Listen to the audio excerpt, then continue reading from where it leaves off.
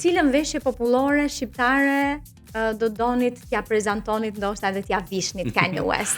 Tani patjetër që nëse do ta kisha unë dorë drejt për drejt, do të shifsha humorin një herë dhe ishte më shumë me fjalë do mundohesha që të kuptoja ishte më shumë për një lloj vibe mali apo deti.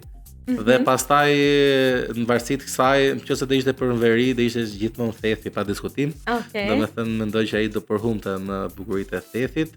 Nëse do ishte për jug, pastaj do ishte pak më thjesht sepse ka disa resorte të ndryshme, por do t'i ofronim edhe shërbime transporti detar që të shihte ato gjërat e vogla nga Kakomeja deri në Gram, edhe gjithçka në mes, Gjipen, shumë vende të tjera, do të mundoheshim t'i ofronim kështu me varka dhe me që të merrte një ndjesi të përgjithshme, edhe pse unë vetë në Grama më pëlqen shumë si gjë, përveç se bukurisë, po në momentin kur futesh brenda në Gram, është duket nga jashtë si hyrje e ngushtë, kur futesh nga deti dhe sa futesh më na bëhet një hapje horizonti, është një ndjesi e bukur dhe ai duke qenë se është një person shumë estetik, mendoj që mund ta vlerësonte këtë lloj gjë. Dhe sa i përket veshjes popullore? Veshjes popullore, patjetër që tash veshjen tonë tradicional me fustanellën.